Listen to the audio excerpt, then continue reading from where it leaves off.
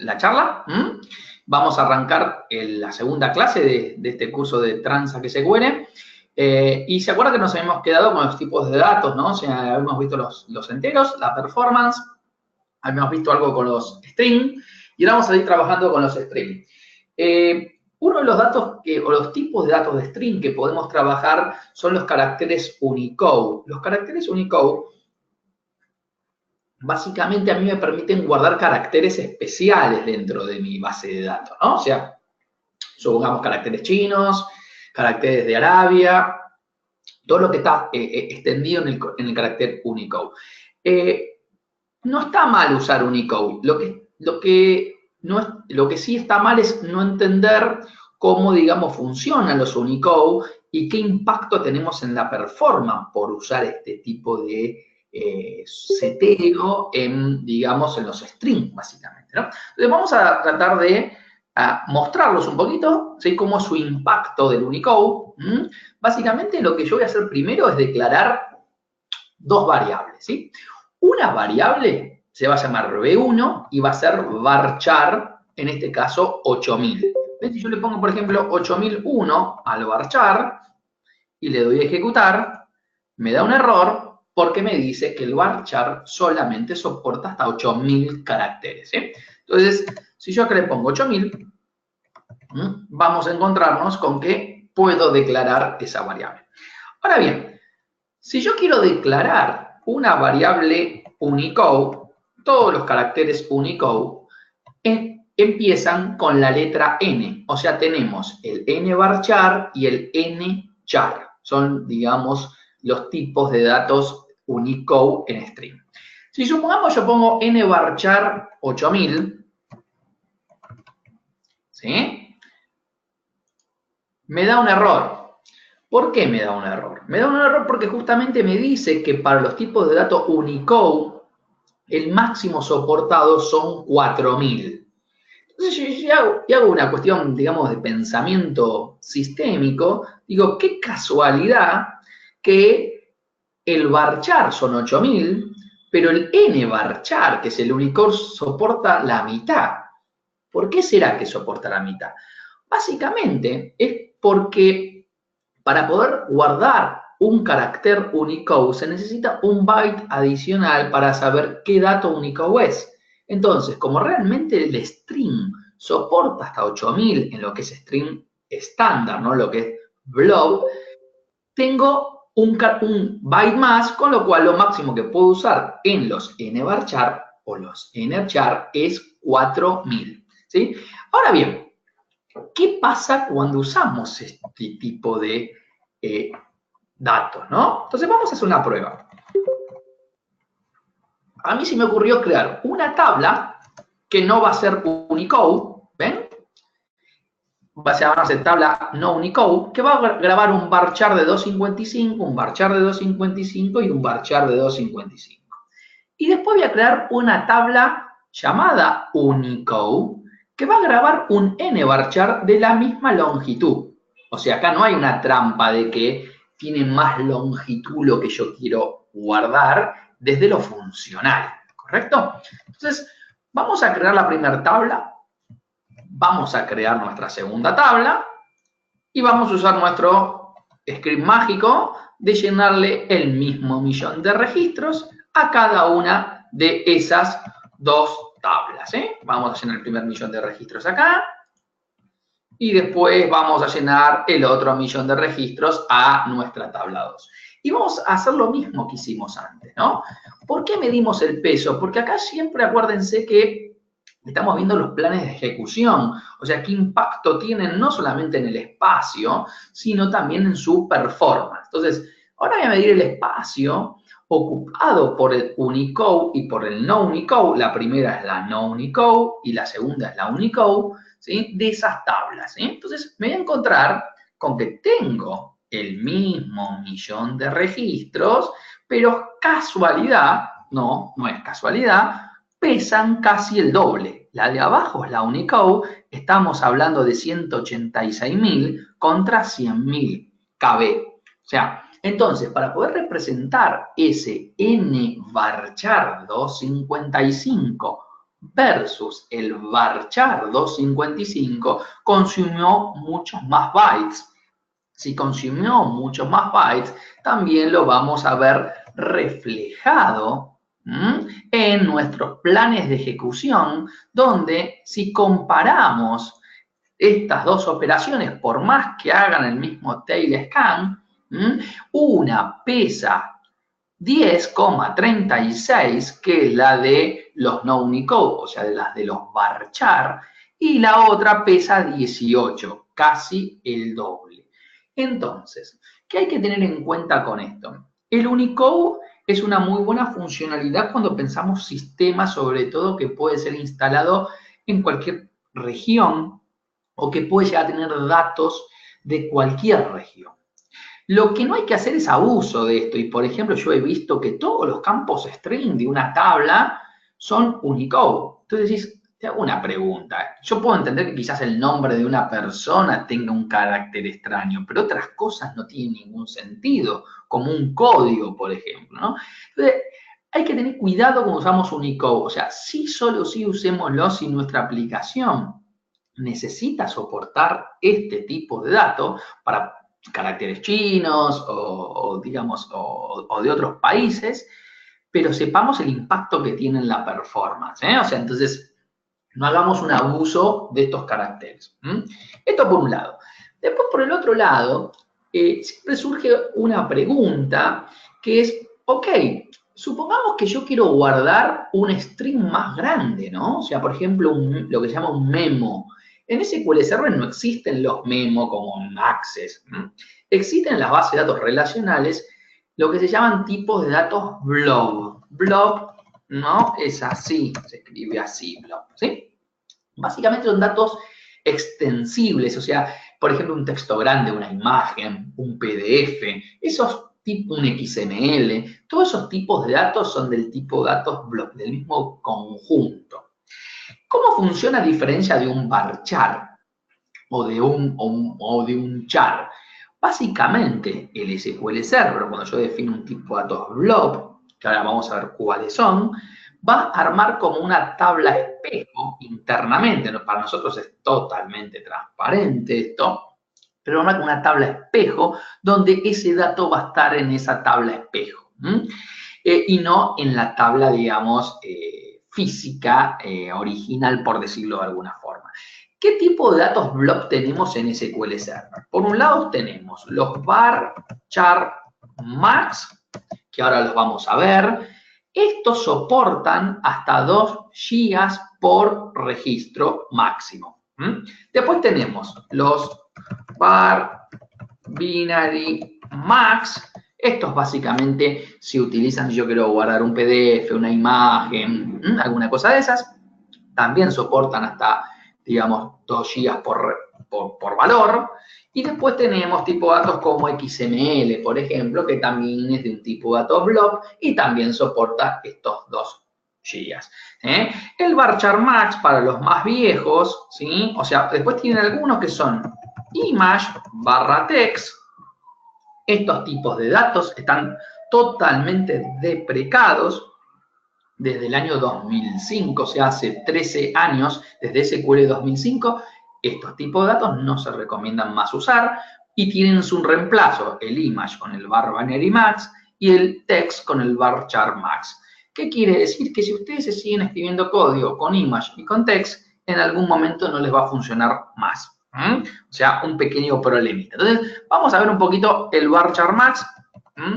Es muy sencillo cómo funciona. De hecho, lo vamos a comparar con el viejo text. Acá lo que voy a hacer es crear una tabla de notas. Un ID autonumérico, una nota del campo text, el viejo valor, este no hay que usarlo más, y nota 2 como varchar max. Varchar max está disponible a partir de SQL 2005. ¿Ok? Entonces, creamos nuestra tabla, insertamos valores, por ejemplo, acá le ponemos cualquier valor de texto, y vamos a empezar a hacer algunas pruebas. Por ejemplo, voy a hacerle una operación left sobre nota 10. O sea, tráeme los primeros 10 caracteres del campo nota, pero el campo nota es del tipo text, no es del tipo varchar max. Si ejecutamos esto nos va a dar un error. Nos va a decir que no podemos aplicar ninguna función de string, que hay un montón, sobre el tipo datos text. Entonces, si yo quiero leer los 10 primeros caracteres de un tipo de dato text, tengo que hacer una chanchada como la que voy a escribir yo acá ahora, que es declarar una variable como binaria, declarar otra variable y hacer el text ptr, digamos, de nota, y después leer ese text de 0 a 10. La verdad, esto es feo, por no decir otra palabra. Y ahí sí funciona. Ahora bien, si aplicamos, digamos, el left sobre el campo nota 2, nos vamos a encontrar que sí funciona, porque nota 2 es del tipo varchar max. Entonces, una de las ventajas que tiene, digamos, este tipo de dato, justamente es permitirnos usar todas las funciones de string, cosas que los text no. Más allá de que esté deprecado, que es, digamos, un problema más serio. Ese, ¿no? Bueno, después pueden comparar también cuánto, digamos, pesan o no pesan los tipos de datos. O sea, esto es una buena comparación. ¿En qué sentido? Supongamos que yo quiero guardar un memo, un notas, y a alguien se me ocurre escribir un varchar max, que es lo correcto, y otro un varchar 8000, que es lo incorrecto. Cuando ustedes quieren agarrar muchos caracteres, no es muy performante estos varchar. No son muy performantes, son más performantes los varchar max. Entonces, se dice, entre los que trabajamos en Tune y todo eso, que un varchar mayor a 255, por ejemplo, viene a ser un varchar sospechoso. O sea, es probable que ese varchar quiera ser un varchar max y ustedes lo hayan definido como varchar. Entonces, es aconsejable que traten de, digamos, de transformarlo en varchar max, por una cuestión sobre todo de performance. Y acá hay todo un ejercicio que vamos a hacer, de cómo impacta en cada uno de esos casos la performance entre el varchar max y el varchar, por ejemplo, de 8000, que no sería lo correcto para guardar un memo. ¿Ok? Bueno, otra cosa que sucede en los tipos de dato string es una palabra, ¿sí?, que se llama nulls. A ver, yo voy a empezar a preguntar. A ver, levanten la mano quienes usan nulls. Levanten la mano ahí en la herramienta, ¿sí?, en el Citrix, quienes usan nulls. Muy bien, unos cuantos. Bien, ahora bien, ¿qué es null? O sea, ¿qué es null? ¿Quién se anima a definirme qué es null?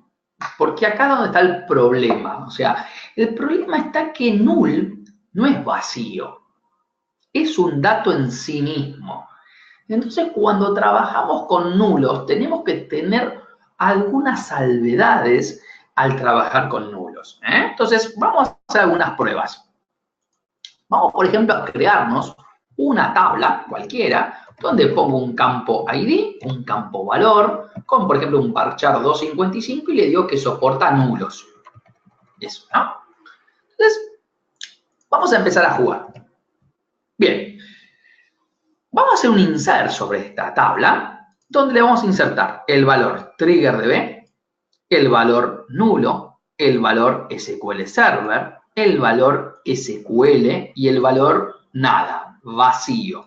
Acá, para los que no lo conocen, ya desde hace algunas versiones de SQL Server, en esta instrucción insert que yo estoy usando acá, fíjense que escribí una sola vez la instrucción insert y después fui armando mi arreglo de datos con comas. O sea, no tuve que escribir, en este caso, 1, 2, 3, 4, 5 veces la instrucción insert, sino que una sola vez, y después sí, entre paréntesis y coma, cada arreglo de datos. Obviamente, si tuviera más de un campo, esto sería así, ¿no? Coma, campo 2, ¿no? O sea, esa es la forma de hacerlo. Entonces, acá voy a insertar, digamos, estos valores en mi tabla recién creada. Vamos a insertarlo, tengo mis 5 valores, veo mis 5 valores acá. Están mis 5 valores, el nulo inclusive. Y ahora empiezan a aparecer algunas cosas interesantes, ¿no? Supongamos que alguien viene y me pregunta algo tan sencillo como decir, mira, tráeme todos los valores que sean distintos de SQL. de la palabra SQL. Si yo me voy a mis datos, ¿quiénes son distintos de SQL? ¿Cuántos registros debería devolverme esta consulta para un usuario funcional? Si yo digo, tráeme todos los distintos a SQL, de acá, ¿cuántos me tendré que devolver de estos 5? ¿Cuáles serían los distintos a SQL? ¿Sí? Claro, exactamente. ¿Sí? Serían 4, ¿no? O sea, porque sería, este es distinto a SQL, este es distinto a SQL, este es distinto a SQL y este es distinto a SQL. Todos estos son distintos a SQL.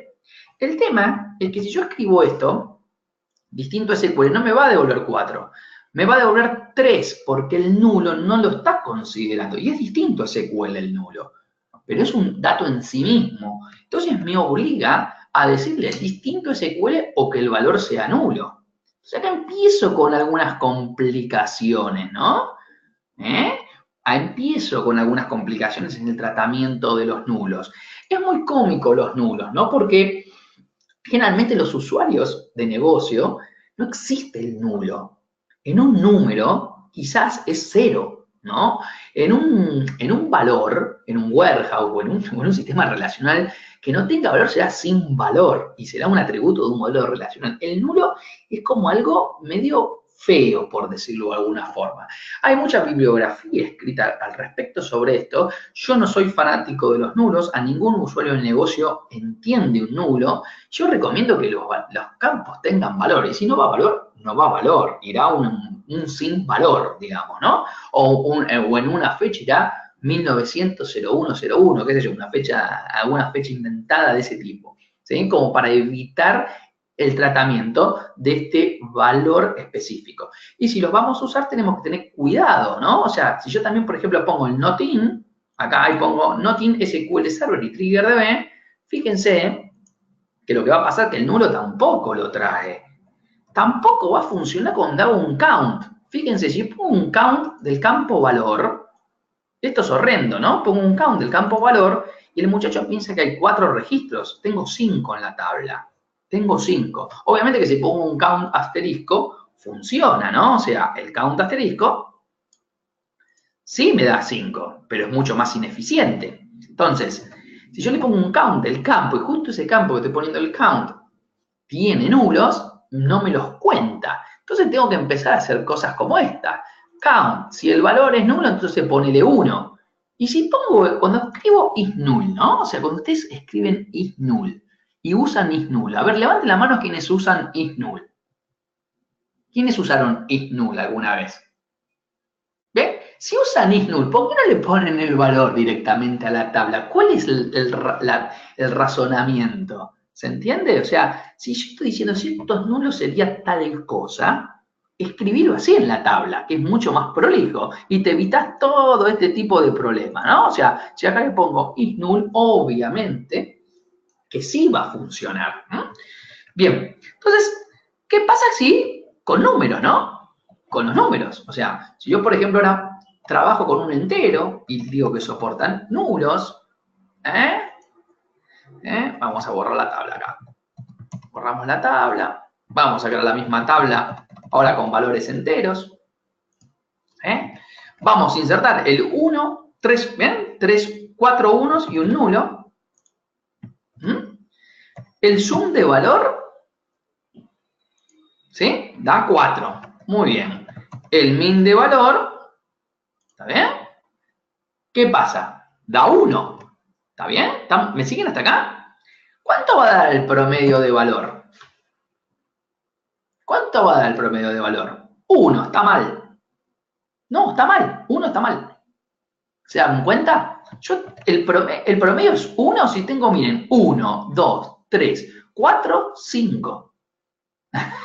No es 1 el promedio. Pasa que el nulo nunca lo contó. Entonces, claro que es 1 el promedio. ¿Se entiende? Entonces, guarda con el nulo. No da error esto, pero me da un promedio sin contar los nulos. O sea, nunca los cuenta los nulos. Y yo estoy suponiendo que, digamos, ese nulo lo tengo que contar porque es un registro, ¿no? Que este nulo no quiere decir que no sea un registro. Me estás calculando mal el promedio. Entonces tendría que de vuelta, ¿no? Poner acá de vuelta, ¿no? O sea, hacer algo así. O sea, promedio, ¿sí? Is null, valor, coma, no sé, 1 supongamos, ¿no? Que cuente, qué sé yo, ¿eh? O alguna operación o 0, ¿eh? En este caso, 0. ¿Está bien? Y ahí yo no le puse la coma, pero ven que cambió el promedio, ¿eh? Esto porque no le puse la coma, digamos, digamos, para que sea con decimales el promedio. ¿Se entiende? Entonces, ojo, porque el nulo nos puede hacer jugar una muy mala pasada a la hora de lo funcional, sobre todo. En la performance, no es que el nulo sea imperformante, pero ustedes van a empezar a escribir queries más feas, porque van a poner where esto or is null. Y ya me están forzando a que las búsquedas sean distintas en los índices. Entonces, bastante cuidado con los nulos. O sea, no digo que sea un horror, está cerca de ser un horror. Piensen cada vez que usan is null. O sea, si cada vez que usan is null es porque ¿por qué no le ponen un valor, digamos? ¿No? O sea, traten de pensar por ese lado, ¿sí? Bueno, vamos a agarrar ahora y pasar a otra función de string, ¿sí? Claro, ahí Luis dice, varios dolores de cabeza. ¿Qué ventajas ofrece el null? La verdad que nunca le encontré yo una ventaja al valor null. Nunca, jamás le encontré una ventaja. La gente piensa que es vacío y no es vacío, ese es el problema. Una de las ventajas que puede ser en su momento inicial, porque esto piensen que saben de cuánto existe, esto estamos hablando de 1970. Entonces, en 1970, no llenar un valor en una tabla ocupaba menos K. Y esos menos K en esas máquinas de esa época, obviamente eran importantes. Hoy en día no es un problema. Entonces, yo trataría de evitarlos. Generalmente uno usa las técnicas que usaba hace 30, 40 años atrás sin replantearse que las cosas cambiaron, ¿no? Entonces, es un poco más complejo el tema. Yo trataría de evitar el tipo de nulo, porque ustedes se llenan disnull. Todo el tiempo se llenan disnull después, ¿no? O sea, ese es un poco el problema, digamos, de este tipo de datos, ¿sí? Bueno, yo lo que les quiero mostrar acá, lo vamos a pasar, ¿sí? Es trabajar, después les voy a mostrar lo que, esto básicamente es lo que pasa cuando elegimos mal un tipo de dato, ¿no? O sea, un varchar y cuando escribimos mal una query, ¿sí? Y en vez de ponerle, por ejemplo, acá lo que vamos a tratar, a ver si funciona acá en mi SQL, porque esto cambió mucho entre diferentes motores de base de datos, ¿sí? Entonces yo ahora tengo un SQL 2017 y lo que se llama Convert Implicit, digamos, no va seguramente a funcionar, pero vamos a agarrar y crear una base de datos nueva por las dudas, ¿sí? A ver si nos da el gusto. C1 la vamos a llamar. Esta base le vamos a poner un modo de compatibilidad viejo, ¿sí? Por ejemplo, 2012. A ver si en C1, ¿sí? Y acá vamos a poner C1, ¿sí? Y vamos a crear, a ver si este es un motor 2017, entonces es probable que esto, básicamente en un motor que no es 2017, ¿qué estoy haciendo yo acá? Creando una tabla que tiene un ID, una key y un value. ¿Ven? En varchar. ¿Sí? La voy a llenar, esa tabla con registros, con ya nuestro truco que conocemos, ¿sí? Y fíjense que yo lo definí como, acá las definí como varchar, ¿correcto? Bien, si yo escribo where's, ¿sí? Esto es ir a varchar, pero esto es nvarchar, ¿correcto? Pero el tipo de dato es varchar. Entonces, ¿qué pasa cuando pongo dentro de un where un valor acá al lado que no es igual al tipo de dato del campo? Generalmente el SQL, depende de la versión del SQL, puede hacer lo que se llama una conversión implícita, ¿sí? Entonces, en el plan de ejecución, si no aparece acá es porque justamente acá apareció, lo pudimos lograr. Fíjense, tengo la misma consulta, la misma consulta, solamente acá puse un tipo de dato distinto. ¿Qué sucede?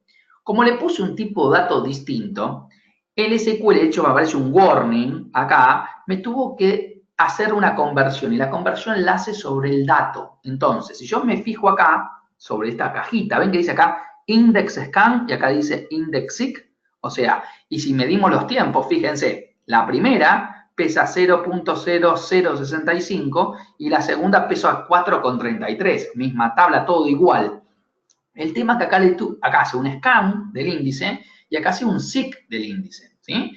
¿Por qué hace el scan del índice? Porque le hace, ¿ven? Ahí abajo, ¿lo ven? En el predicado dice convert implicit n-varchar, o sea, convierte a n-varchar el campo. Entonces, como tiene que convertir el campo a n-varchar porque cree en el valor que viene de la variable, lo que termina sucediendo es que, como aplico una función sobre un campo en un where, cualquier función que aplique en un campo sobre un where, ¿sí? O sea, where, función, campo igual, mayor, a lo que fuere, va a ser un scan, digamos, ¿sí? Del índice en este caso. Y eso genera ineficiencia. Entonces, una buena práctica siempre es que ustedes cuando pasan los valores acá, se fijen qué tipo de datos tienen acá. Un store procedure, por ejemplo, que los tipos de datos de entrada del store procedure coincidan con los de la tabla. Pues si no, van a tener problemas de performance y pueden ser algunos serios. Y esto es bastante sencillo de arreglar, ¿no? Porque no hay que hacer mucha ingeniería nuclear como para arreglar. Entonces es un problema que, repito, depende del motor de base de datos que tengan, puede aparecer o no. Siempre la buena práctica igual es la que les estoy diciendo yo. Revisar que el tipo de dato que está al lado del igual, ¿sí? Sea igual al campo que estamos eligiendo. Igual es el dato, no si uno es varchar 50 y acá puse varchar 100. Varchar 50, varchar 100 es el mismo tipo de dato, cambiará la longitud. Lo que no puede ser es que tenga entero y big int, o que no puede ser que tenga small int entero, que no sé, o sea, varchar entero. Esos ya son tipos de datos distintos, ¿sí? Entonces, hace una conversión contra ese tipo de datos. ¿Sí? Esto es digamos, una práctica que se ve mucho por desprolijidades, sobre todo, y tienen impactos en performance bastante importantes, ¿sí? Bueno, después tenemos como si fuera entero, es lo mismo, Cristian. O sea, si fuera entero esto, suponete que este campo fuera entero, ¿sí? Vos acá no me podés pasar una variable de bigint. Por ejemplo, suponete que tu store procedure este campo fuera entero, ¿sí? Y vos acá me declarás una variable. Bigint es lo mismo. O smallint va a ser el mismo efecto. Exactamente. O sea, variable igual a tipo de datos de los campos. En el where o en los store procedure. Exactamente igual. ¿Sí? Entonces, si no te va a pasar esto, el scan, porque hace un convert implicit sobre la tabla. ¿Ok? Bueno, otra de las operaciones muy usadas, mal usadas, muy mal usadas, porque para esto hay otras herramientas. El SQL Server es malísimo, el Oracle es malísimo, el Sybase es malísimo, el DB2 es malísimo para hacer searching, digamos, tipo contextual como hacemos en Google. ¿Ok? Para poder hacer ese tipo de operaciones, existen otro tipo de herramientas como Lucent, digamos, como Elasticsearch, digamos, hasta SharePoint mismo, que es bastante feo para esto, pero podrían hasta usar SharePoint si quisieran aplicar eso. Pero muchas veces nos enviciamos y tratamos de aplicar algún like a nuestras tablas. Entonces, ¿qué pasa con el like? El like, vamos a verlo al like funcionando. Vamos a hacerlo acá, mi duda no va a molestar en nada. Vamos a hacer acá un like. Yo acá estoy llenando ese millón de registros que hacemos siempre. Y lo que estoy haciendo después es de esos millones, 100 registros, cambiarles el nombre y el apellido. En este caso, estoy poniendo mi nombre y apellido. ¿Por qué? Porque después voy a crear un índice por apellido. Entonces, ¿qué es lo que quiero mirar con el like? No tanto para qué sirve el like, porque más o menos el like creo que todos lo conocemos, sino qué impacto tiene en la performance el like. O sea, el like tiene un impacto en la performance y saber cuándo tiene más impacto y cuándo tiene menos impacto. Entonces, supongamos que le digo, mira, tráeme todos los empleados donde el apellido empieza con A.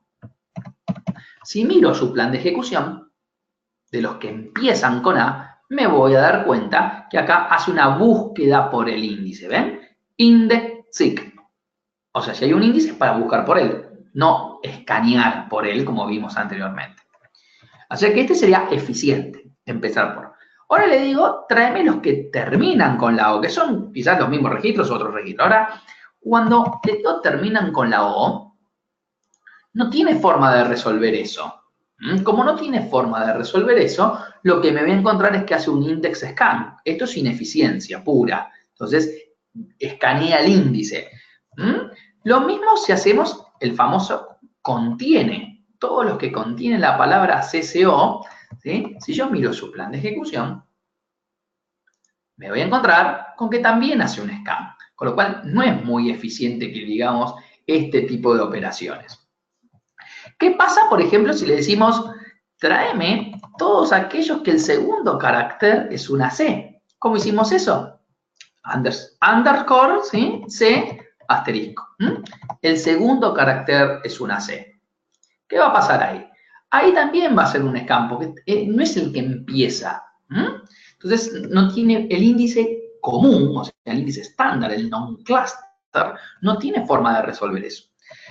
No es lo mismo que, por ejemplo, los que en el primer carácter son la letra A, B o C, que con el like básicamente lo hacemos entre brackets. Abrimos los brackets, A, B o C, y ponemos el asterisco, el porcentual, perdón. ¿Sí? Entonces, si acá vemos, volvemos a observar que sí hizo un ciclo. O sea, todo lo que empieza por el tipo de índice que estamos usando va a funcionar de forma eficiente. Todo lo que, digamos, por ejemplo, que el primer carácter va de la letra A a la D, por ejemplo, esta es otra forma, ¿no? ¿Sí? A hasta la D, y miro su plan de ejecución, ¿sí? También veo que hace un SIG, porque es lo que empieza, ¿ven? Todo lo que empieza, que es justamente como es Murphy. Este es el que menos nos interesa. A todos nos interesa que contiene. Bueno, ¿está prohibido usar el like?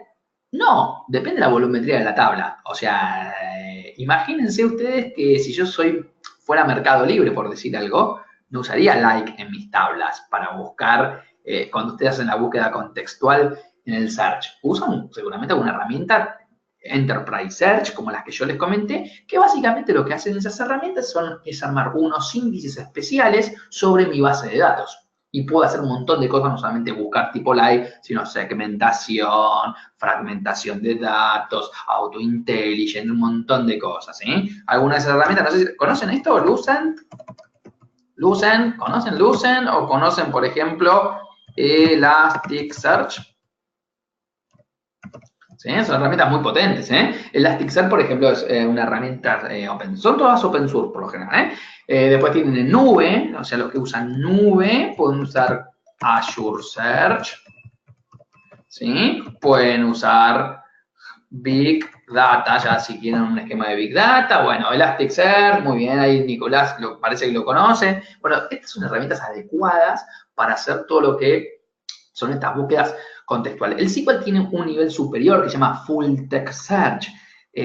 Por más que usen Full Text Search, no pueden ni arrimarse a lo que hace cualquiera de todas estas herramientas que yo les puse acá, porque fueron pensadas para eso. Entonces, alguien me dice, Maxi, ¿puedo usar Full Text Search en SQL? Puedes usar lo que quieras. No busques performance. O sea, pon un Elasticsearch si querés performance, un Azure Search, pone un Lucent, o sea, la versión de Lucent la tienen para .NET, la tienen, digamos, que no para .NET, o sea, tienen un montón de alternativas, digamos, como para poder trabajar con eso. ¿Estamos hasta acá? ¿Alguna pregunta, chicos? ¿Alguien quiere hacer alguna pregunta? ¿Se entendió? Bueno, vamos a seguir, ¿sí? Vamos a ver una pavada, pero que no es tan pavada, ¿sí? Vamos a hacer lo siguiente, a ver. Vamos a hacer así, vamos a hacerlo primero acá. A ver qué opinan de esto. A ver, select. Hola más mundo. ¿Esto qué va a dar? Hola mundo, una pavada, ¿sí? Ahora miren esto.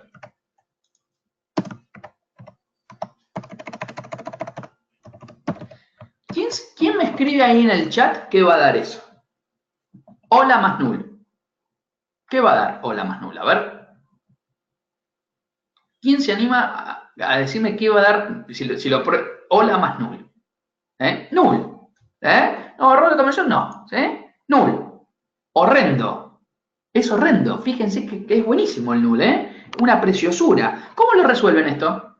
Ah, sí, obviamente. de vuelta, is null, miren cómo se hacen trampa, chicos, is null, coma, ¿no? ¿Estamos de acuerdo? Y ahí les funciona esto. Y aplauden, ¿sí?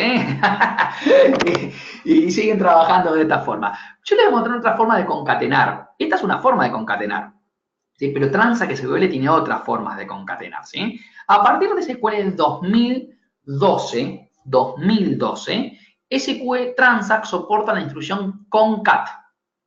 La instrucción concat permite concatenar n campos, aunque sean de distintos tipos de datos, sin hacer ninguna conversión, ¿sí? Y mostrármelos por más que tenga nulo o no nulo. Entonces yo vengo acá y le digo, ¿no? Volvamos acá. Así, select, concat, ¿sí? Hola, coma, nulo, coma, 1,3. Hago una cosa así horrenda como esta, ¿sí? Magia. Magia, ¿no? Aparece la magia de Transact SQL. Entonces, si yo lo quiero escribir como un programador que no conoce esta instrucción, escribiría algo como esto. Select, hola, ¿sí? Cuando hace esto, miren, ¿qué va a dar esto? A ver, hacemos así, ¿qué va a pasar con esto? Si hacemos esto, ¿sí? Nos da el null, entonces venimos acá y ponemos is null, ¿sí? Coma, no sé, lo que tengamos que poner ahí, y ahí hacemos, y, nos dio el error de conversión, y acá seguimos, ¿no? Miren, una chanchada, ¿no? Ya se decimos, convert, ¿sí? Varchar, 1, coma, esto, más, miren lo que es el código, convert, varchar, ¿sí? 1, ¿está bien? Coma, el 3 que está acá, cerramos el paréntesis, hacemos todo esto y seguramente, si no me equivoqué en nada, hace lo mismo que yo escribí en un pedacito de código.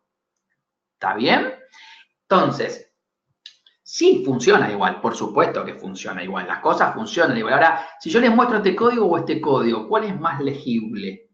Obviamente que el primero. Entonces, Transact SQL no solamente va evolucionando, es muy eficiente Transact, concat, o sea, tiene la misma eficiencia que el más, de hecho tiene más eficiencia, porque vos acá tuviste que poner un montón de operaciones, él lo tiene embebido eso, entonces es más eficiente. Pero más allá de la eficiencia en este caso, que como es una función que de presentación por lo general, vas a encontrarte con que es mucho más sencillo. Entonces, esto también juega a la hora, ¿no? De escribir código y mantener código.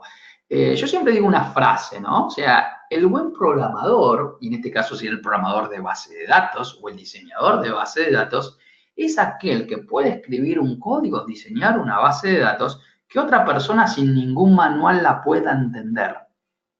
Si ustedes pueden lograr eso, son buenos. Si yo siento otra persona al lado y le tengo a todo un manual explicándole un montón de cosas y ve el código y ya cuando ve el código ni quiere agarrar el código, estamos en un problema. Entonces, estas instrucciones, por ejemplo, como concat, que es de string, hacen la vida más fácil de ustedes. Entonces, si tienen 2012 o superior, 2012, 2014, 2016, 2017, pueden ya usar esta instrucción sin ningún problema. Los que no tienen, obviamente, digamos, tendrán que hacerlo como lo hice yo hace un ratito atrás. Bueno, después, ¿qué tenemos con string, con el manejo de string? Bueno, algunas funciones importantes, ¿no? Podemos saber, obviamente, cuánto pesa un string y podemos saber cuánto pesa en letras y cuánto pesa en bytes, ¿no? Esto lo habíamos visto. ¿Está bien? Entonces, vamos a ver cuánto pesa cada uno en eso, en bytes. Después podemos hacer cambios de string, ¿no? La instrucción replace, para reemplazar, replicar, son todas instrucciones Transact SQL de manejo de string, ¿no? Acá estoy reemplazando, ¿sí? ¿Está bien? El 1, 2, 3 por la barra, ¿sí? O sea, el punto por la barra, ¿no? A esta cadena estoy reemplazando el punto por la barra. Acá estoy haciendo un replicate, ¿está bien? En este caso, de ceros. Podemos también hacer formateo, el upper, el lower, el rtrim, el trim y el trim también existe, a partir digamos, de las últimas versiones. Podemos formatear, ¿ven? Format. Podemos decirle esto, formateamelo. Entonces, miren qué interesante esto. Pongo el número 1759 y le digo, formateamelo con todos estos ceros. Y lo que voy a lograr es, ¿no? El 000 y puso en 1759, esto es de ancho fijo, ¿no? Esto es muy peor, por ejemplo, si tienen una factura o alguna cosa que tenga este tipo de información. ¿Ustedes cómo lo hacen? De otra forma, bueno, empiezan sabiendo el ancho que tienen, digamos, haciendo el RAI seguramente de eso, después concatenando eso, bueno, esto es mucho más sencillo, ¿no? O sea, trata de simplificarles un poco la vida a ustedes. ¿Ok? ¿Estamos hasta acá?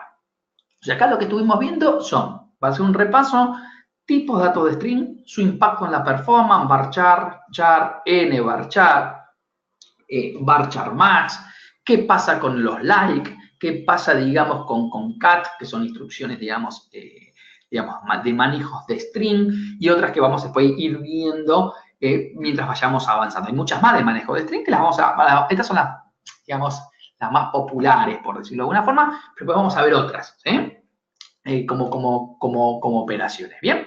Bueno, vamos a salir un poquito de texto, ¿sí? Todo lo que es texto, y vamos a pasar a revisar otro tipo de datos que tenemos que son muy importantes en nuestras tablas, que son los tipos de datos datetime, o sea, todo lo que tiene que ver con fecha y hora. Todo lo que tiene que ver con fecha y hora, el SQL desde 2008, o sea, los SQL 2000 soportaban solamente datetime y small datetime. Horrendo, francamente, era muy pobre eso. A partir de 2008, o sea, el último SQL soportado es 2008, de hecho está quedando ya sin soporte 2008, tenemos muchos más tipos de datos para poder almacenar fechas, horas con UTC, bueno, todo lo que querramos guardar con las fechas y las horas.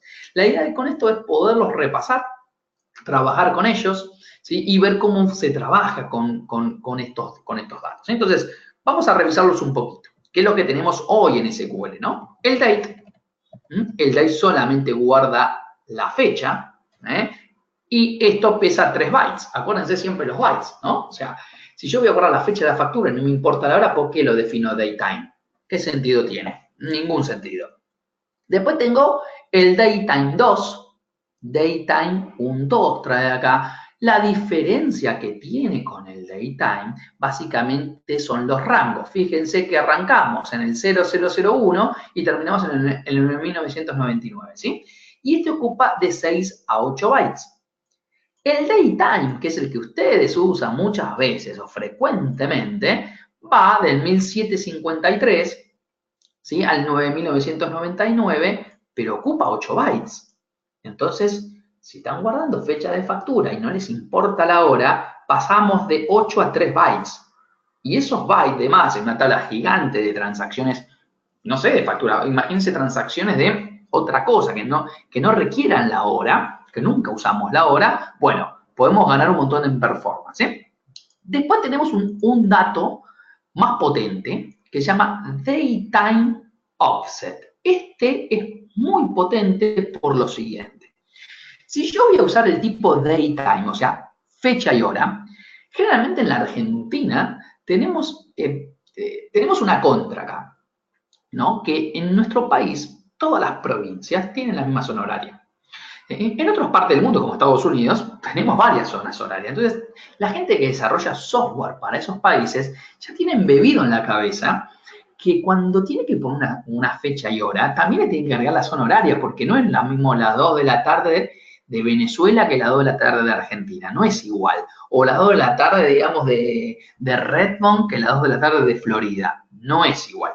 Entonces, el datetime offset lo que permite hacer es tener un tipo de dato datetime, incluyendo la zona horaria. Y este es uno de los más pesados, por no decir el más pesado de todos, que ocupa 10 bytes. Porque acá necesito la fecha, la hora y la zona horaria. Pero donde sí necesito fecha y hora, en todos los campos que sí necesito fecha y hora, por ejemplo, fecha y hora de la transacción comercial. Y para mí es datetime offset, porque guarda, fecha y hora, ¿de dónde? Mañana si esa provincia se le ocurra retrasar la hora, vamos a estar en un problema. Entonces, pensémoslo de movida el sistema. Small Datetime es el datetime más chico, ¿sí? Con menos precisión, tiene 4 bytes, y el time solamente guarda la hora. Entonces, ahora, y este ocupa 5 bytes. Por ejemplo, un caso muy bueno del time es clásico sistema de fichada de reloj. Cuando yo hago un sistema de fichada de reloj, el de recursos humanos empieza a hacerme estas preguntas que me vuelven loco como programador y me dicen, Maxi, ¿me podés tirar el listado de las personas que más temprano llegaron hoy? ¿O las personas que llegaron entre las 8 y las 8:30 hoy? ¿O cuánto Maxi entró más tarde en hora? Entonces, a mí ahí en ese modelo seguramente me convenga tener un campo fecha y un campo hora. ¿Se entiende? Entonces, un campo date y un campo time, porque me van a volver loco con los time ahí. Es muy probable que ese sistema de fichadas esté pensado para eso, ¿no? Y me empiecen a preguntar o a hacer operaciones con ese tipo. Entonces, conociendo esta primera introducción, los vamos a ver en vivo. Vamos a tratar de jugar con ellos, con todos ellos, ¿no? Y ver cómo se van manejando. Volvemos a nuestra TenDB. Acuérdense que usamos la TenDB por una cuestión de practicidad para después que no haya un script de limpieza, en este caso de mi servidor. Voy a crear acá una tabla fechas, donde tengo un ID, un tDate, date, un tTime, time, un tDate, time offset y un datetime. Básicamente, excepto el de Small Datetime y el Datetime 2, que es, digamos, es muy parecido al date, ¿sí? Están los otros tipos de datos que vimos, que les comenté hace unos minutos atrás, ¿sí? Entonces, vamos a crear la tabla y vamos a hacer algo importante, ¿sí? A esta tabla vamos a usar la instrucción getDate para llenar todos los registros, todos los campos. Y acá, bueno, ven que dice acá Go 5, ven que digo acá insert esto, Go 5. Si ustedes a tranza que SQL le ponen Go y un número atrás, esto va a ser un while. Esto va a ser 5 veces esta insert.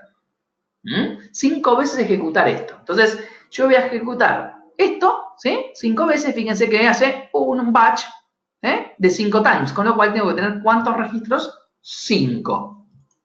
Tengo acá, tengo 5 registros, digamos, en mi tabla, ¿ok?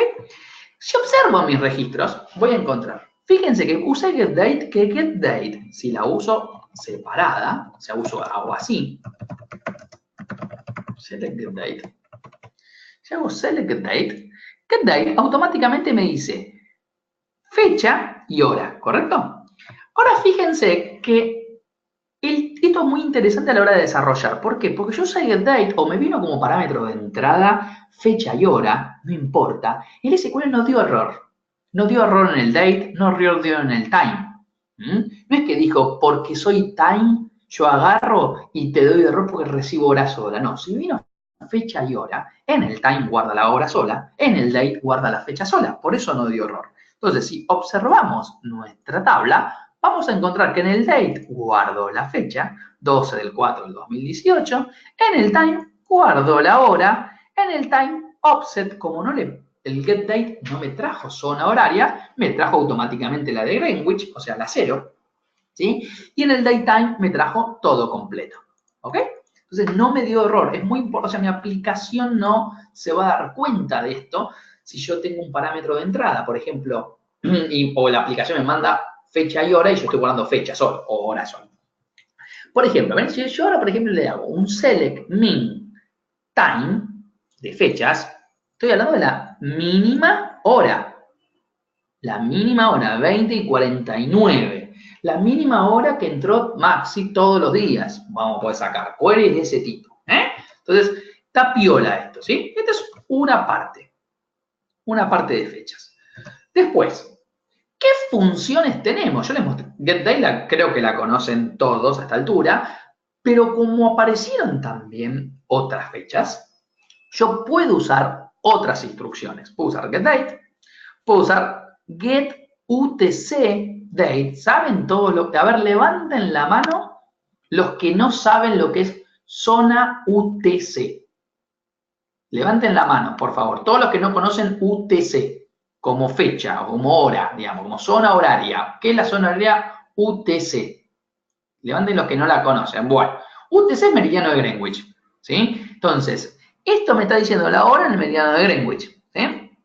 Esto me está diciendo el Sys Daytime, el Sys Daytime UTC o el Sys Daytime con zona horaria.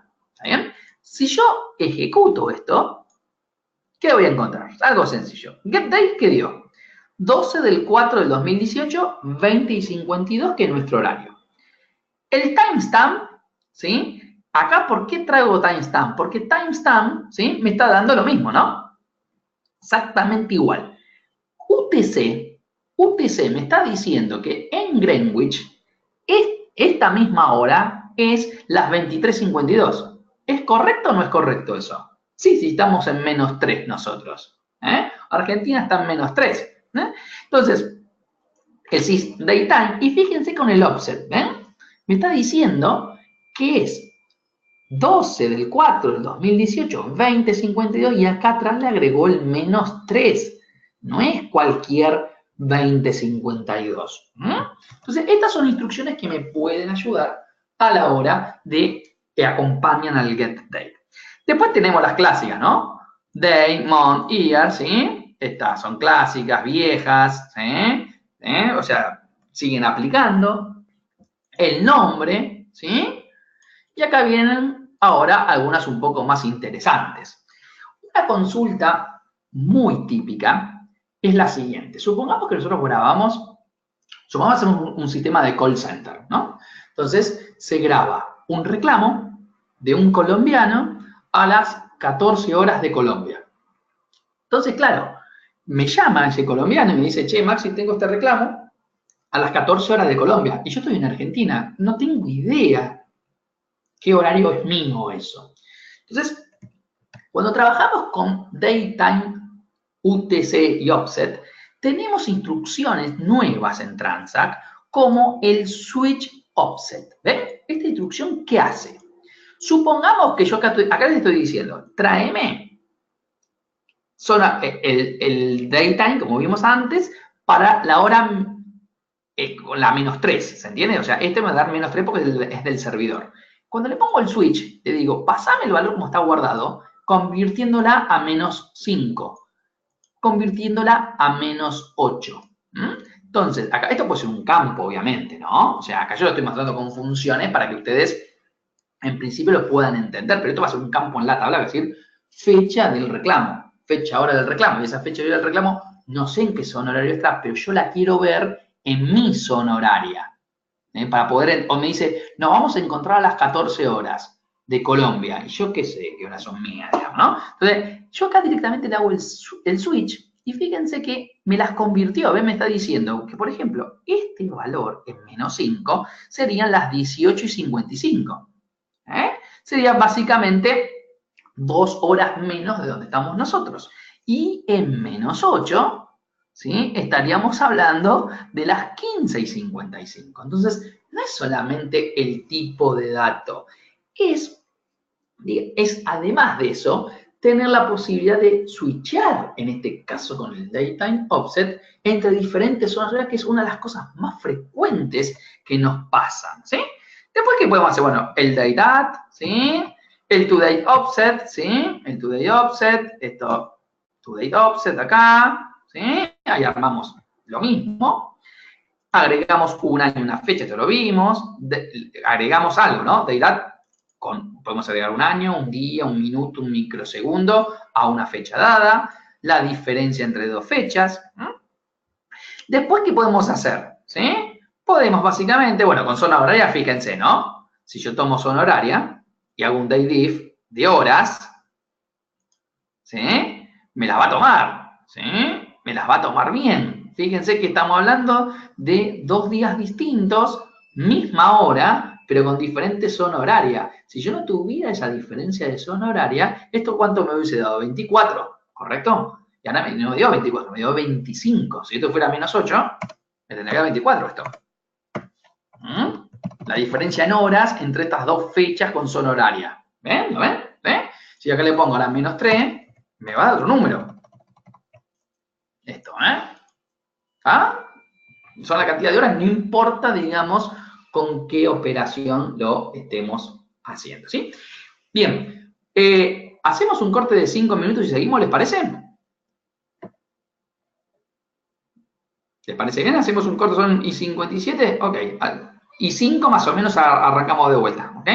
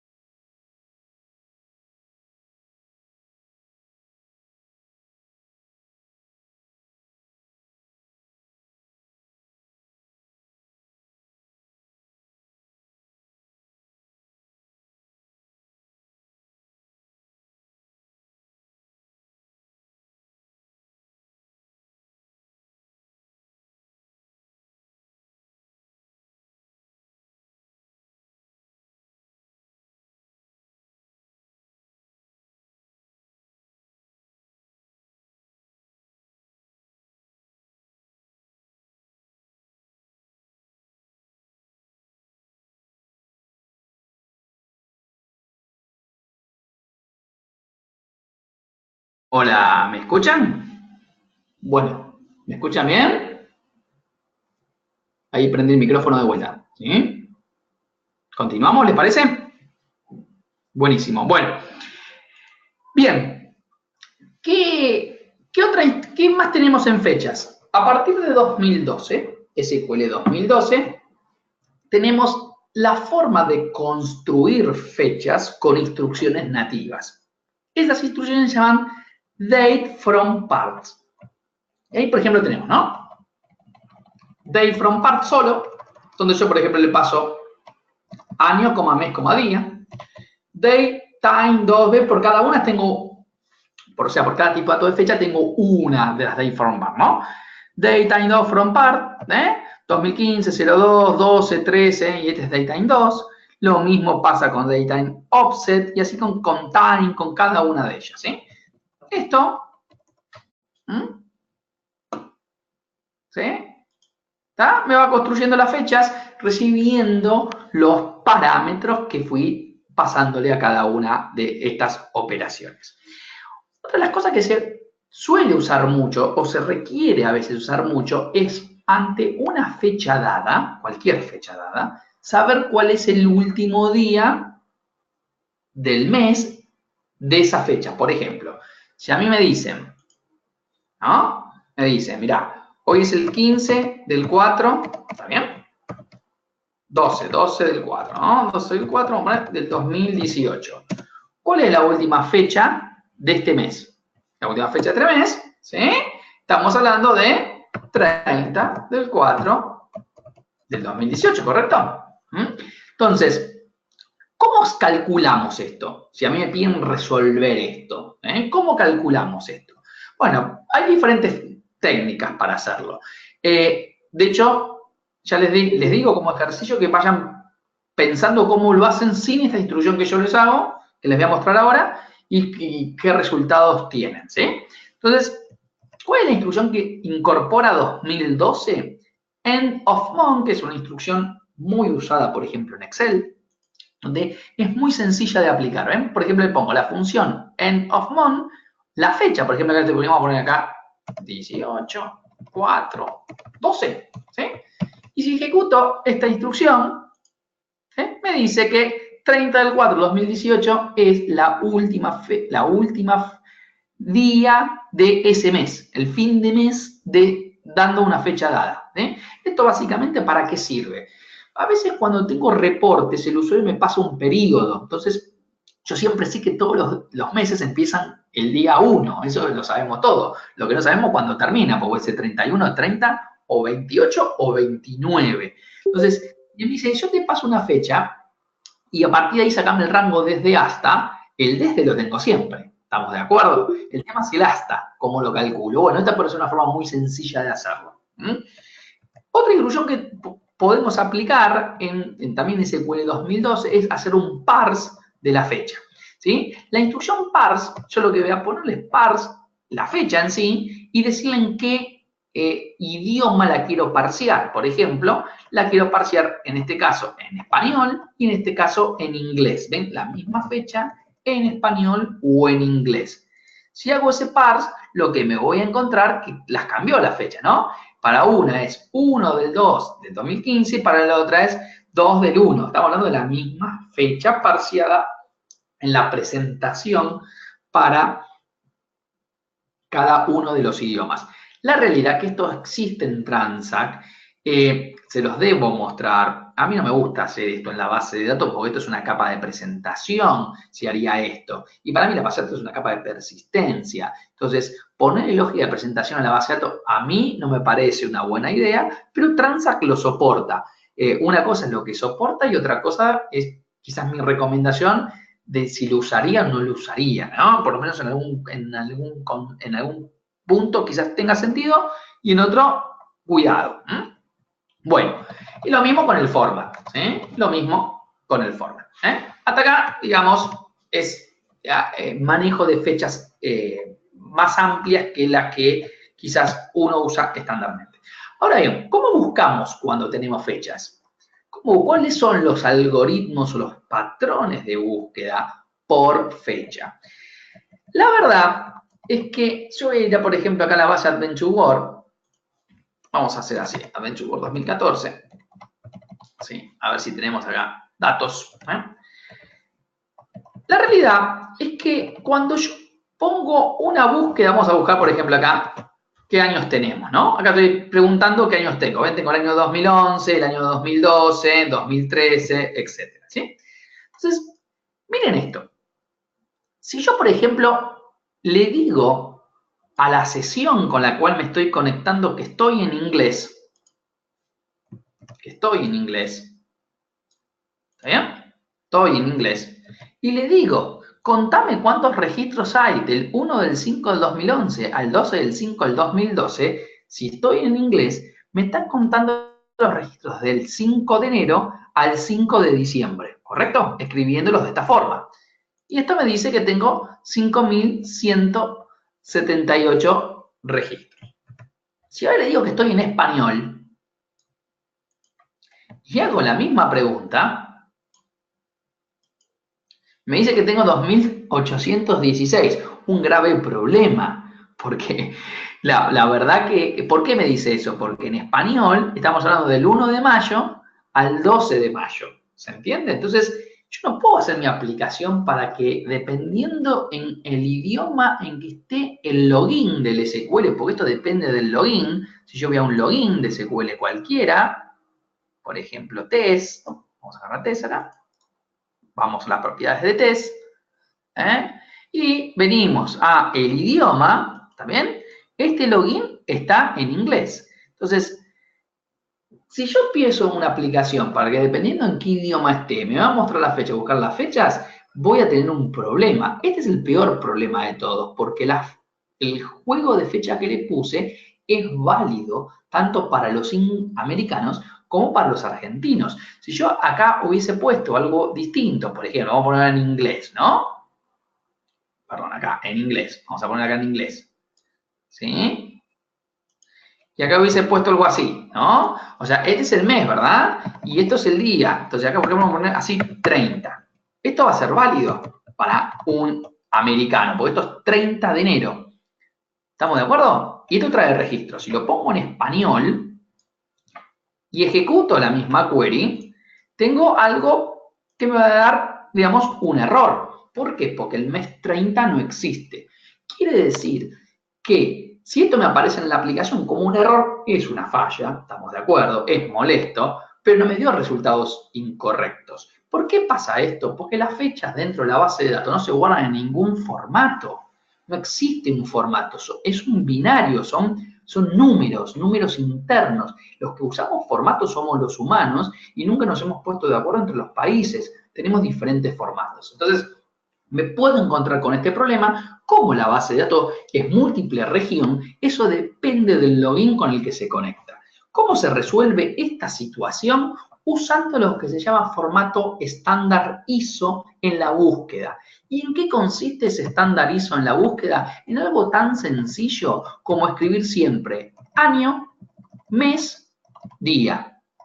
Año, mes, día, hora, minuto, segundo, si necesitan, digamos, las horas y los minutos, ¿no? Entonces, si yo lo pongo en inglés y lo escribo con este formato, tengo 2.816 registros, y si lo escribo en español,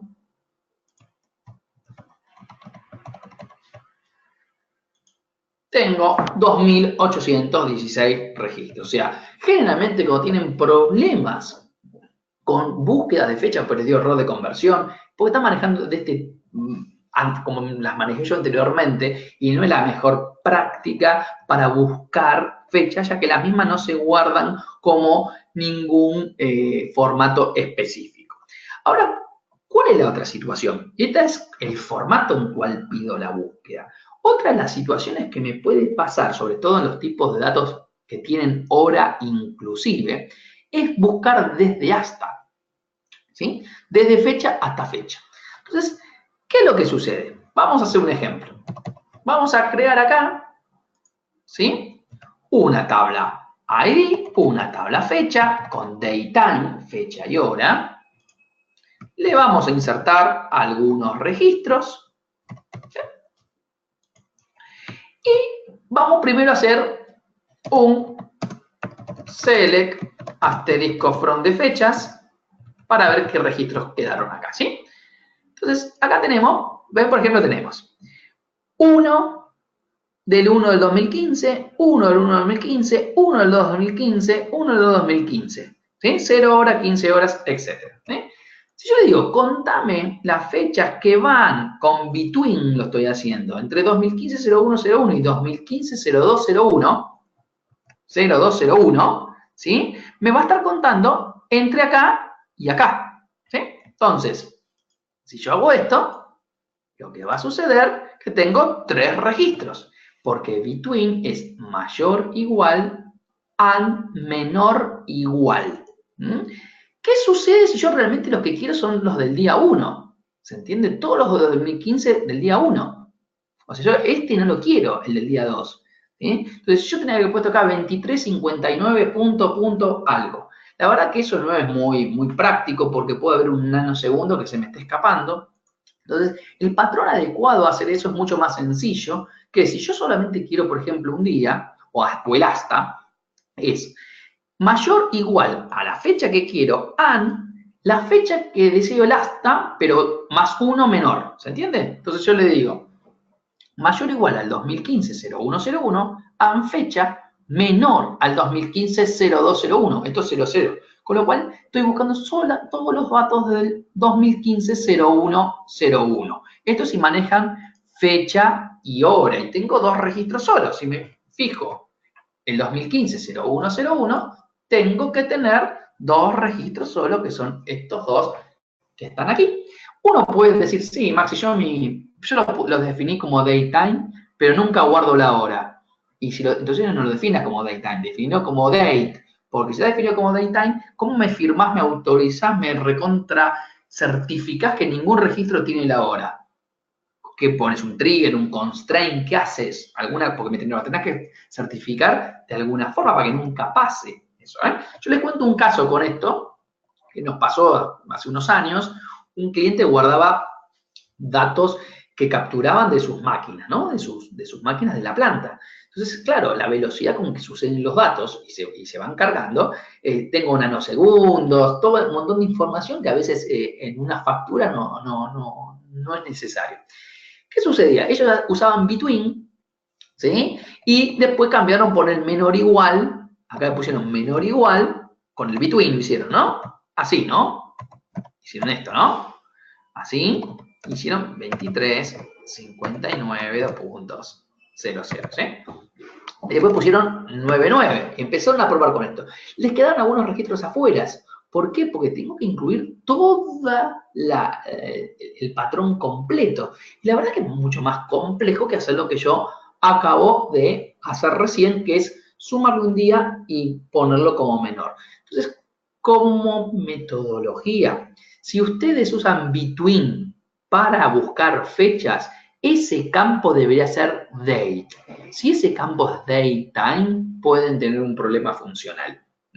Acuérdense, problema funcional es más grave que el problema de performance. ¿Estamos de acuerdo? El problema de performance, digamos, es importante, pero menos grave que me devuelva datos que no son o que me falten datos. Entonces, guarda con eso. Siempre el patrón es where campo fecha desde and menor fecha hasta más 1, ¿sí? Agregándole un día. Lo pueden hacer con el más 1, con el date, con cualquier, digamos, operación que quieran hacer ahí.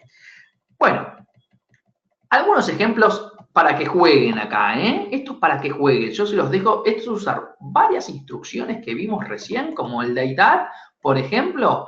Porque acá estamos usando date, month, day, ¿sí? Y ciertas fechas para buscar el primer día de este mes que estoy activo ahora, ¿sí? Entonces, ¿ven? Si ejecuto esto, me dice el primer día de ahora es 1 del 4 del 2018.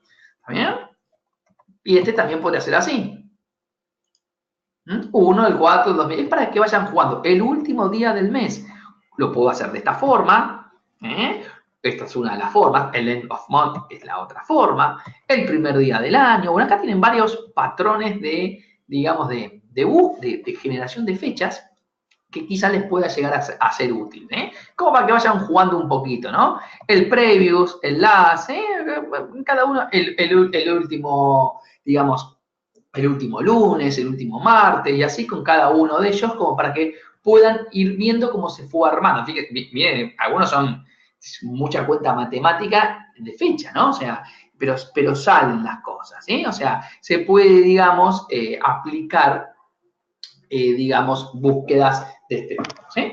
Otra de las cosas que sucede con las fechas, y tiene mucho que ver con el modelo de datos que tenemos, a veces bastante pobre, yo siempre a los clientes les pregunto, vos creás una tabla fecha en una tabla factura, ¿y por qué no creas una tabla maestro de fechas y haces digamos, y todos los datos adicionales a la fecha? Porque una fecha tiene datos adicionales, ¿no? El mes, el día de la semana, si es bisiesto, si es feriado, el año, el trimestre, todo eso. De hecho, en un data warehouse lo hacemos, miren, en un data warehouse tenemos una tabla DIN date, y esta tabla DIN date tenemos para esta day key, que es una fecha, tenemos todos los atributos adicionales de una fecha, ¿sí?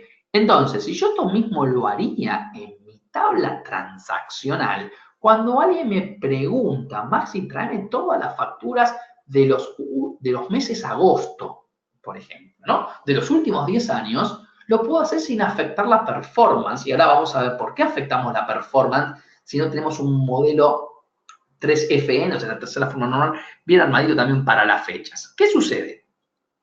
Vamos a agarrar nuestra base de datos acá en Adventure World, ¿sí? Y vamos a hacer lo siguiente. Supongamos que yo le digo, tráeme todas las ventas del año 2011. Ya aprendimos cómo es el patrón. Acá le estoy diciendo, tráeme todas las ventas del año 2011. ¿Sí? Seguramente mire su plan de ejecución. Vamos acá, a hacer acá Adventure World. ¿Sí? Vamos a ver su plan de ejecución. Y observamos que hace una búsqueda por el índice. Perfecto. ¿Y esto cuánto pesa? Pesa 0.007. Después a un programador se le ocurrió en vez de escribirlo así, ponerle año igual a order date, igual a 2011.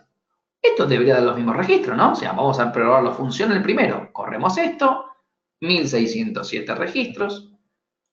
Corremos esto, 1607 registros, los mismos 1607 registros. El tema es si performantemente son iguales, ¿sí? O sea, el mismo resultado funcional, miren la diferencia de performance que tenemos. El primero representa el 6% del total y el otro representa el 94%. En vez de hacer un index seek, hizo un index scan por lo que vimos antes. Cuando aplicamos funciones sobre los where en los campos que tengo índice, hago un scan del índice. Se llama índice no searchable o query no searchable, ¿sí? Esto pesa 0.007 y el otro más ineficiente pesa 0.11. O sea, anda mucho peor en performance. Entonces, en este caso sí lo puedo resolver. Che, le digo al programador, la verdad, no uses esta mala práctica, usa la práctica correcta. Ahora el programador viene y me dice, ¿sabes qué? Yo necesito todos los meses agosto de los últimos 10 años. Ah, voy a tener que escribir una query bastante compleja acá. ¿Sí? ¿Me siguen hasta acá? Porque el mes agosto, el campo mes, no lo tengo. Tengo el campo fecha. Ahora, si yo hubiese tenido una tabla maestros de fecha, haría un join contra eso, esa fecha contra el maestro de fecha, where donde el maestro dice 8.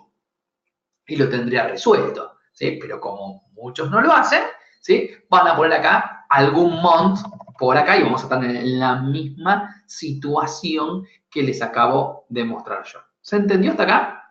¿Alguien tiene alguna pregunta, alguna duda con esto? Acá este ejercicio me gustaría que lo ejecuten, ¿sí? Porque les voy a mandar ejercicios con esto, como para que ustedes prueben, ¿sí? Y vayan trabajando con el tema de fechas. A ver, ¿quiénes están usando date? Tipo dato date. Levanten la mano quienes usan date. ¿Por qué pregunto esto? Porque existe de hace 10 años. Y si no lo están usando, me cuesta creer que nunca haya tenido un caso que guardan la fecha sola. ¿Ok? Lo mismo que time, solamente la hora sola.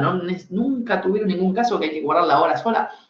Ya, y esto es lo que hablamos con el desaprovechamiento de tranza que se cuele, ¿no? O sea, usamos todo datetime, como el otro día cuando escribíamos las tablas y poníamos todo int. ¿Se acuerdan que poníamos el ID del país int?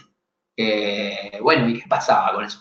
Esto es exactamente lo mismo. Entonces, la idea es que conozcan estos tipos de datos, que puedan aprovechar estos tipos de datos y que sus diseños sean mucho mejores de los que hoy tienen, igual que sus instrucciones. ¿Ok? Bien, vamos a ver si podemos arrancar algún otro tema, estos 5 minutos que nos queda. Sí, vamos a ver este, que es cortito, y ya después nos vemos la clase que viene. ¿Qué es el sparse columns? El sparse columns es un tipo de dato. Y el sparse column viene a resolver esas tablas sábanas. ¿Vieron? Por ejemplo, una tabla que tiene, no sé, 300 columnas, 200 columnas. ¿Y qué pasa con esas tablas? Están muy agujereadas. O sea, ¿en qué sentido? La columna 1 tiene valor, la 2 no, la 3 sí, para el registro 1. En el registro 2, la 1 tiene, y así, ¿no? O sea, tienen algo así. O sea, vamos a hacer así, en un Excel, supongamos que lo vemos en un Excel esto, ¿no? Ustedes más o menos, cuando tienen un modelo, sobre todo cuando tienen muchas columnas, luego tenemos columna 1, columna 2, columna 3, columna 4, no importa, ¿sí? Y acá tiene un registro que llena esta columna, este registro llena esta columna, esta columna, esta columna, este registro, esta columna y esta columna. Tienen esto así. O tienen muchas columnas, suena ineficiente guardar esto. Claro que suena ineficiente. Entonces, el Transact SQL soporta, desde SQL 2008, la posibilidad de hacer algo que se llama sparse, que básicamente es guardarlo con un algoritmo distinto. ¿Cuál es ese algoritmo distinto? Bueno, acá internamente yo voy a guardar así. Voy a decir que acá tengo la columna C1, C2, y acá en otro voy a borrar que esto tengo X, X. ¿Se entiende? Acá voy a tener así, esto voy a borrarlo con este algoritmo, ¿no? C1, C3, ¿sí? Y acá X, X. ¿Está bien? Esto hace como una compresión de los datos. No es un data compression de la tabla, es una forma distinta de almacenarlo. El tema es que para hacer esto consume más recursos de CPU, pero mucho menos recursos de disco, y acá hay que balancear qué nos conviene más. Entonces vamos a hacer una prueba. Yo voy a crear una tabla, 2 tablas voy a crear, con 1000 columnas. ¿Por qué con muchas columnas? Para que se note un poco más, puede ser con menos la tabla, ¿no? Pero para que, digamos, lo podamos observar mejor en la performance. Voy a crear una tabla con 1000 columnas, todas enteras, ¿ven? Todas tablas enteras, ¿eh? Números enteros. Una tabla con 1000 columnas. Acá. ¿Y cómo le digo que es sparse? Es muy sencillo. Yo creo la misma tabla y lo único que le digo al tipo de dato es que se almacenen en el algoritmo sparse. Entonces le agrego el seteo este, sparse, a cada columna. ¿Se entiende? Entonces ahora tengo la misma tabla con esas mismas 1000 columnas en sparse, que las guarde en formato sparse. Tenemos las 2 tablitas, vamos a llenarle un par de registros a estas tablas, la misma cantidad de registros. No fue necesario llenarle 1.000.000, si quieren hacerlo con 1.000.000 mejor, porque así, digamos, lo ven mejor. Y lo que vamos a definir es decirle al SQL, esta es otra forma, ¿sí?, de que me muestre con esta vista de SQL interna cómo está distribuida cada una de estas tablas. La tabla que dice sin sparse y la tabla que dice con sparse. ¿Qué me voy a encontrar con estas consultas? Algo muy importante. ¿Ven? Me dice, por ejemplo, acá está levantando por el índice cabecera, está buscando cuánto peso en páginas, cuántos registros tiene y cuántos KB tiene. Fíjense lo interesante de esto. La primera tabla, el primer registro de acá está hablando de la tabla común, sin que ustedes conozcan sparse, y el promedio de bytes por registro es 4135 versus 40.6 de la tabla que tiene sparse. Poco más chica, ¿no? O sea, en recursos, ¿sí? Y si hacemos un select de cada una de las tablas y vemos los planes de ejecución, podemos llegar a encontrarnos con estas diferencias. Hacemos el mismo tail-scan, pero obviamente, como tengo menos lecturas, porque ocupa mucho menos los registros, es más eficiente la que tiene sparse, por más que consuma más CPU. Esto consume más CPU, pero si yo las caras estoy comparando para estas tablas, por lo general, en tablas de muchas columnas, y como le decimos, bastante agujereadas, suele ser una excelente solución, ¿sí? Entonces, es un tipo de datos porque es un seteo a los tipos de datos, es darle más performance a los tipos de datos, sobre entero, fíjense, lo hicimos con un entero, puede ser con un string, puede ser con cualquier tipo de datos, es el algoritmo, si le cambiamos el algoritmo no con el cual se persiste ese tipo de datos, ¿ok? Bueno, con esto terminamos esta clase. Yo me quedo 10 minutos más. Si alguien quiere hacer una pregunta por el chat, ningún problema. Si no, seguimos por la lista. Yo voy a tratar de pasarles algún ejercicio como para que vayan, digamos, meditando y trabajando. Y nos vemos el lunes, si Dios quiere, ¿sí? Así que, bueno, buenas noches para los que se retiran, ¿no?